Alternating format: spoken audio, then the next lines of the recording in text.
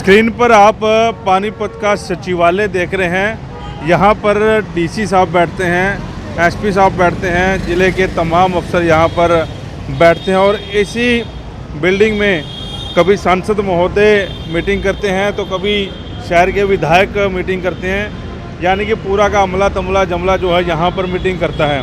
इसके बिल्कुल विपरीत सामने बात की जाए तो ये फ्लाईओवर का पुल है।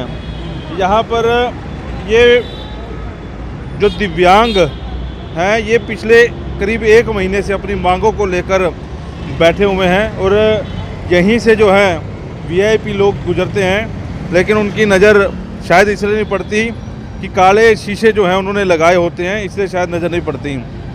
मांगे एक बार मोटी मोटी गिनवा दूँ। उसके बाद ये जो टीन टप्पर देख रहे हो आप, पॉलीथीन लगाया हुआ है, इसके पीछे रसोई बना रखी है, यानी कि रोड के ऊपर किचन बना रखी है। अनिश्चितकालीन इनका धरना, रात को भी धरना चलता है, आंधी तूफान हो तब भी इनका धरना चलता है, चाहे लाइट ना हो तब भी धरना चलता है। मोटी मोटी बातें हैं, विकलांगों के सरकारी नौकरी के जो पद खाली पड़े हैं उन्हें पूरा करो। सरकार से बड़ी छोटी सी गुहार जो है इनकी जो इन्होंने लगाई है। उसके बाद विकलांगों को डीसी रेट के बराबर मासिक पेंशन दी जाए, ये भी कुछ ज़्यादा बड़ी डिमांड नहीं है इनकी। और 2016 एक्ट जो है पूर्ण रूप से लागू किया जाए और विकलांगों को बिजली व पानी के कनेक्शन फ्री दिए जाएं। जब सांसद को या विधायकों को जब उनका पद नहीं रहता, जब उनको पेंशन दी जा सकती है तो इन विकलांगों को क्यों नहीं दी जा सकती। बड़ी बात यह है कि इनके ऊपर जो एक्ट लागू होने चाहिए वो एक्ट क्यों नहीं होते। मासिक पेंशन डीसी रेट के बराबर इन्होंने मांगा है। सरकार के पास बहुत बड़ा खजाना है। पूरे हरियाणा में इस समय जो है ये दिव्यांग जो है विकलांग हैं प्रदर्शन कर रहे हैं। तो इस रसोई के पीछे जब हमने जाने की कोशिश की तो डिमांड हमारी भी आई कि कम से कम एक चाय का कप जो है इनके साथ बैठ के पिया जाए। होना तो ये चाहिए था कि बीजेपी के नेताओं को इनके साथ चाय भी पीनी चाहिए थी, इनको खाना भी खिलाना चाहिए था और ये पूरा का पूरा खर्चा वो भी उठाते। अगर खर्चा ना भी उठाते तो कम से कम इनके सामने अपनी बात तो रखते, इनकी बात तो सुनते हैं, अभी उनको क्या प्रॉब्लम है। लेकिन अफसोस ये क्योंकि ये एरिया इनको दिखता नहीं है। ये रसोई किचन थोड़ी सी आपको दिखाता हूँ मैं। ये लोग अब बैठे हुए हैं, पिछले कल 1 महीना शायद इनको हो जाएगा।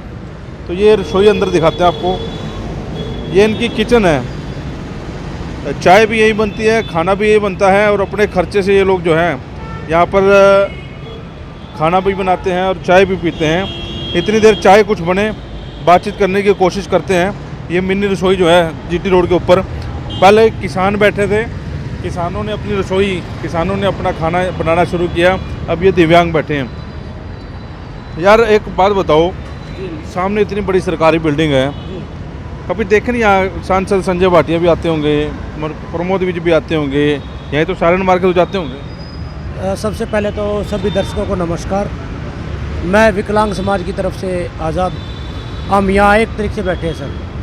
और जैसा कि आपने पूछा, यहाँ से संजय भाटिया और विज साहब आता तो हर कोई है जी, लेकिन यहाँ तो जो रेगुलर है ना जी, जो परमानेंट आते हैं, जैसे परमानेंट आने वाले की बात करें, जैसे डीसी साहब हो गए, डीएसडब्ल्यू साहब हो गए, वो भी नहीं लगाते जी इधर तो। और नेता लोगों को तो टाइम ही नहीं है, ये तो वोट के टाइम आओ अपना चले जाओ। हमारी जो मांग है कोई सिंपल सी मांग है जी, जायज़ मांग है। हम सरकार तक भी कहे हैं भाई हमारी मांग मान लो, हम भी सड़क पर पड़े हैं दिन रात। भाई साहब यहाँ रहने में जो दिक्कतें हैं वो हमें ही पता है, ना यहाँ नहाने की व्यवस्था है, ना खाने की व्यवस्था ढंग की, बाथरूम भी इन्होंने बंद करवा रखा है, तो बड़ी दिक्कतें आ रही है भाई साहब। अच्छा, मांग की बात की जाए तो मुख्य रूप से क्या मांग है? क्योंकि बड़े शर्म वाली बात है कि सभी लोग सड़कों पे हैं, सुनने वाला कोई भी नहीं है। मांग की अगर मैं बात करूँ भाई साहब, सबसे पहले तो आपको मैं याद दिला दूँ कि भारत में 1995 में विकलांग एक्ट बना था और वो विकलांग एक्ट 1995 से 2016 में आ गया। उसमें कुछ अमेंडमेंट हुए थे, कुछ बदलाव हुए थे। जैसे आपको पता होगा पहले 4 से 5 प्रकार की विकलांगता होती थी, फिर वो विकलांगता 21 प्रकार की होगी 2016 के विकलांग एक्ट में। और तब से लेके और आज तक वो विकलांग एक्ट धरातल पे लागू नहीं हुआ। हमारी प्राथमिकता की पहली मांग ये है कि विकलांग एक्ट को धरातल पे लागू किया जाए, जिससे विकलांगों को उसका बेनिफिट मिल सके। दूसरी मांग हमारी ये है कि हमारा जो बैकलॉग खाली पड़ा है, 1995 के बाद हरियाणा सरकार ने विकलांग कोटे से कोई भी भर्ती नहीं निकाली है। हमारी मांग है कि जब हमारा बैकलॉग खाली पड़ा है तो उस बैकलॉग को सरल प्रक्रिया पे जल्द से जल्द भरा जाए। ताकि विकलांग भाई जो हैं वो रोजगार पे खड़े हो जाए और अपनी मूलभूत सुविधाओं को प्राप्त कर सके। अच्छा, ये क्या क्या बनाते हो इसमें रसोई में? जो इच्छा होती है वही बनाते हैं जी। जो इच्छा में मतलब मुर्गा मरगा भी बना लेते नहीं भूखा नहीं मरना जी। हो? मतलब मांसाहारी शाकाहारी बनाते हो सर? मांसाहारी नहीं शाकाहारी भोजन जो इच्छा होती है वही बनाते हैं। खर्चा कौन उठाता है ये? खर्चा विकलांग समाज के जो प्रतिनिधि है विकलांग खुद अपना उठाते हैं। 2-3 दिन पहले जो आंधी तूफान आया तो तब भी बैठे थे यहाँ पे? आंधी आए चाहे तूफान आए चाहे कुछ भी आए यही बैठे हैं और बैठे ही रहेंगे जब तक हमारी मांगें पूरी नहीं हो जाती। और कट्टर सरकार से और बीजेपी सरकार से चेतावनी भी है और अनुरोध भी है कि विकलांगों की या तो सुन लो, फिर विकलांग अपनी पे आ गए ना तो फिर ये ना सोचिए कि ये क्या हो गया। कैसे अपनी में कैसे थोड़ा सा बताओगे? कुछ भी कर गुजरने को सर है। रोड जाम करना हो या रेलवे ट्रैक जाम करना हो कुछ भी कर सकते हो, या फिर हम अनिश्चितकालीन भूख हड़ताल करनी हो कुछ भी कर सकते हैं। वो हमारा मिलकर फैसला होगा, उस पर हम चलेंगे। अच्छा, कोई ये दूसरी पार्टी के भी नेता हैं आपसे बात करने के लिए, कांग्रेस के या आपके दूसरी? देखिए सर, ये समाज का काम है और दिव्यांग समाज जो है वो मुख्य धारा से जोड़ने के लिए हर पार्टी कोशिश कर रही है कि वो मुख्य धारा से जुड़ जाए। अब जैसे हम यहाँ पे एक तरीके से धरने पे बैठे हैं, समाज के बहुत से लोग हमसे हमारे पास आए समर्थन देने के लिए, हमारी मांगों का समर्थन करने के लिए। इसी कड़ी में हमारी 23 तारीख को हमारी मीटिंग थी। वो मीटिंग थी सर भिवानी में। वहाँ पे विकलांग समाज पूरे हरियाणा के विकलांग इकट्ठा हुए और वहाँ पे एक मोर्चा बनाया गया कि विकलांग समाज के आगे की जो लड़ाई है, हरियाणा संयुक्त विकलांग मोर्चा उस लड़ाई को सरकार के सामने लेके पेश होगा और अपनी मांगों की लड़ाई लड़ेगा। जब हुड्डा साहब को इस बात का पता चला 23 तारीख को शाम को, तो हुड्डा साहब ने फ़ोन किया कि जी मैं धरना पे आना चाहता हूँ और मैं समर्थन करना चाहता हूँ आपकी मांगों का। तो देखिए जी, ये जो है ये सबका साझा मंच है और समाज का अपना मंच है। हमारे पास जो भी हमें समर्थन देने के लिए आएगा वो सिर माथे पे है। हुड्डा साहब हमारे पास आए, उन्होंने कहा कि वो हमारी मांगों का समर्थन करते हैं और वो उन्होंने अच्छा रिस्पॉन्स दिखाया तो वो चले गए। कल हमारे पास आम आदमी पार्टी के डॉक्टर सुशील गुप्ता जी आए थे। गुप्ता जी ने भी कहा कि वो हमारी मांगों को वाकिफ़ रखते हैं, सारी मांगें जायज़ हैं और हमारी मांगों को वो कल उन्होंने एक लेटर भी लिखा जो मुख्यमंत्री मनोहर लाल खट्टर को, राज्यपाल को और प्रधानमंत्री के नाम उन्होंने एक लेटर जारी किया और उन्होंने कहा है कि हमारी एक जो मांग है 4% आरक्षण की, जो राजनीतिक क्षेत्र में है, निर्वाचन क्षेत्र में जो 4% आरक्षण की मांग है, उन्होंने हमें विश्वास दिलाया, आश्वासन दिया कि वो हमारी इस मांग को हमारी वो राज्यसभा में भी उठाएंगे, संसद में भी उठाएंगे। ये फिर लोकल बीजेपी वाले नेताओं से मिले नहीं आप लोग? सर देखिए, हमारा जो विकलांग मोर्चा है, मोर्चे का फैसला ये है कि अभी हम 1 महीना शांतिपूर्ण प्रदर्शन कर रहे हैं। हम शांतिपूर्ण प्रदर्शन 2018 में अपने मांग पत्र हम सबको दे चुके हैं। फिर वो कहेंगे हमारे पास तो आए नहीं, हम इनकी मांग कैसे पूरी करें? नहीं सर, देखिए हम धरने पे आने से पहले हमने हरियाणा सरकार को नोटिस डाला था कि सर या तो आप हमारी मांगें लागू कर दीजिए, जो कि आपने 2018 में वादा किया था कि आपकी 4 महीने के अंदर मांगें आ जाएंगी। अब 4 साल के बाद भी मांगें नहीं आई। हमने मुख्यमंत्री मनोहर लाल खट्टर को एक मैसेज डाला, वहाँ पे बात पहुँचाई और हमने वहाँ पे पहुँचाया कि सर हमारी मांग जो पेंडिंग है आप हमारी लागू कर दीजिए, नहीं तो मजबूरन हमें सड़क पे आना पड़ेगा। उसके बाद 1 महीना हमने इंतजार किया, कोई कार्रवाई नहीं हुई। फिर हम डीसी साहब के पास गए। डीसी साहब के पास हमने 1 हफ्ता पहले हमने रिटर्न लेटर दिया और डीसी साहब से आग्रह किया कि डीसी साहब या तो आप हमारी मांगों को लागू करवा दीजिए, नहीं तो मजबूरन हमें धरने पे बैठना पड़ेगा। 1 अप्रैल को हम सुबह मॉर्निंग में सबसे पहले डीसी साहब से मिले। डीसी साहब से रिक्वेस्ट की कि डीसी साहब बताइए हमारी क्या कार्रवाई हुई। डीसी साहब ने कहा कि ये मेरे अंडर में नहीं है, कोई कार्रवाई मेरी तरफ से नहीं की गई, मैंने आपका लेटर ही नहीं देखा। उसके बाद हमें मजबूरन अपना धरना रखना पड़ा और आज ये धरना केवल पानीपत में ही नहीं, हरियाणा के विभिन्न डिस्ट्रिक्टों में चला हुआ है। तो क्या कहें, शर्म की बातें हैं जब ऐसी जो वीडियो सामने आती हैं। आप कुछ बोलोगे 2 शब्द? साहब चाय, वो बड़े नेता चाय पे चर्चा करते हैं ना, आज चाय पे चर्चा कर रहे हैं तुम्हारे साथ। नहीं भाई जी, देखो ऐसा पत्रकार जी, आप बहुत बढ़िया इंसान। हमारी यही सरकार से रिक्वेस्ट है कि हमारी गरीबों की सुनाई हो जाए। पढ़े लिखे विकलांग, कोई बेचारा कैसे टाइम काट रहा है, कोई कैसे काट रहा है, कि सुनाई नहीं कर रही है सरकार जी। इस सरकार ने खुद नहीं चाहिए है, अरे इस गरीब को मत सताओ जी, हमारे को सता जा रहा है और गरीब आदमी कोई सुनाई नहीं जी। तो जी इसलिए हम ये बात रो रहे हैं। तो जी आप हमारी बात को ऊपर सरकार तक पहुँचाओ और जी सारी बातें हमारी जो मांग है जी वो जायज़ हैं जी। एक तो अपंग आदमी, लोग लुगाई पढ़े लिखे सब बेचारे बेरोजगार हो रहे जी, और जी ऊपर तो धक्के खाने, अपंगता जी बहुत बड़ी बात साहब जी। ये गद्दे ला रखे हैं, इनका किराया किराया नहीं पड़ता? सर पड़ता है, बिल्कुल किराया पड़ता है सर इसका। ये कौन देगा?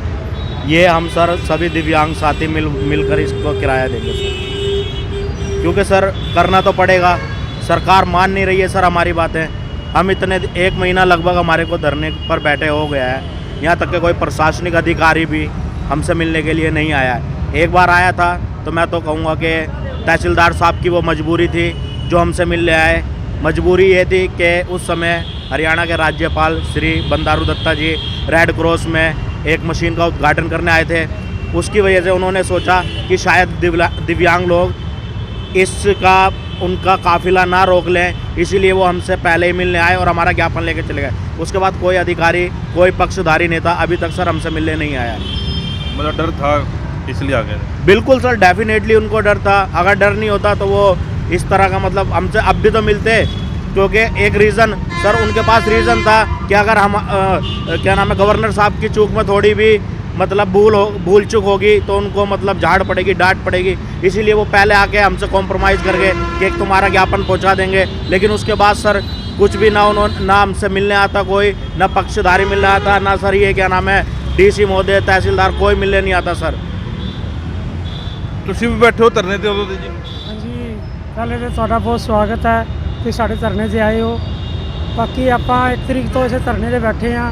ਇੱਥੇ ਕੋਈ ਸੁਣਾਈ ਨਹੀਂ, ਕੋਈ ਅਫਸਰ ਨਹੀਂ ਆਂਦਾ, ਕੋਈ ਦੂਜਾ ਨਹੀਂ ਆਂਦਾ। ਪਰੇਸ਼ਾਨੀ ਹੋਈ ਹੈ, ਦਿਨ ਰਾਤ ਇੱਥੇ ਸਾਰੇ ਸਾਡੇ ਭਰਾ ਬੈਠੇ ਹੈਗੇ ਆ ਧਰਨੇ 'ਤੇ ਦਿਨ ਰਾਤ। ਔਰ ਕੋਈ ਡੀਸੀ ਵਗੈਰਾ, ਕੋਈ ਪੁਲਿਸ ਅਧਿਕਾਰੀ, ਕੋਈ ਵੀ ਸਾਡੀ ਦੁਸ਼ਯੰਤ ਚੌਟਾਲਾ ਆ ਉਹ ਉੱਪਰੋਂ ਚਲਾ ਗਿਆ, ਸਾਡੀ ਸਾਰ नहीं रही उन्हें। कट्टर साहब आए उधर प्रोग्राम थे, वो भी नहीं साढ़े को आए। ये विकलांगों को आयुष्मान भारत से जोड़कर उनका आयुष्मान कार्ड ये या की किसकी? सर ये स्कीम वो है जो प्रधानमंत्री नरेंद्र मोदी ने जो ये स्कीम चला रखी है कि जो 5 लाख का मुफ्त इलाज किया जाता है, उसमें भी सर इन्होंने एक लिस्ट जारी की है। उसमें हमारे दिव्यांग साथियों का नाम नहीं है। कुछ का होगा तो सर कह नहीं सकता। हम चाहते हैं कि हम दिव्यांग आपके सामने है सर, ना हम कुछ काम कर सकते, ना कोई हमारे को रखता सर नौकरियों पे, तो सर हम इलाज कहाँ से करवाएंगे। तो इसीलिए हमारी ये भी एक मुख्य मांग है कि विकलांग लोगों को आयुष्मान कार्ड भारत से जोड़कर उनको स्वावलंबी बनाया जाए। लेकिन वो मेरे ख्याल जो परिवार पहचान पत्र बन रहे हैं उसमें कम आय दिखाओ तो बन जाते हैं शायद वो। सर मैं आपसे ही पूछना चाहता हूँ सर, आप पत्रकार महोदय हैं, कि आपको लगता है कि हम दिव्यांगों की आय इतनी होएगी सर? सर 2500 रुपये हमारे को पर मंथ गवर्नमेंट पेंशन के रूप में देती है सर। अगर हम 25 = 12 करेंगे तो सर 30,000 पर ईयर बन रहा है सर। तो सर अगर हम उनको किस तरह से अपनी इनकम जचाएं कि सरकार हमारे को देख के भी अनदेखा कर रही है सर। और 2500 की कभी 25,000 तो नहीं है, सरकार इसी गफलत में न पड़ रही हो। वो उनकी सोच है। हम तो सर सरकार को जगाने का काम करेंगे। जब तक हमारी मांगे मान नहीं ली जाती तब तक हम अपना धरना ऐसे ही चलाते रहेंगे। और हम सरकार को ये भी चेतावनी देना चाहते हैं कि वो दिव्यांग लोगों को कम नहीं आके हमारी आगे की और भी रणनीति है, हम सरकार को झुका के ही दम लेंगे सर यहाँ पर। चलिए वीडियो शेयर जरूर करते रहें साथ के साथ, क्योंकि मसला ये है कि ये दिव्यांग सड़कों पर क्यों हैं, और ख़ास तौर पर इतने दिनों से 1 महीना होने को है बीजेपी का कोई भी बड़ा नेता इनकी बात सुनने को क्यों नहीं आया, क्योंकि शहर में रहते हैं और माननीय सम्मानीय सांसद संजय भाटिया इसी शहर के हैं और इस सेक्रेटरिएट में कई बार वो मीटिंग ले चुके हैं। और 400 साल जो प्रकाश उत्सव मनाया गया उसमें कई दिनों तक पानीपत में रहे हैं, लेकिन एक भी शब्द या एक भी विजिट जो है यहाँ पर नहीं की, ये भी समस्या पर है। इस वीडियो को साथ के साथ शेयर जरूर करें। वॉइस ऑफ पानीपत के प्रदीप पंचाल के साथ कुलवंत सिंह।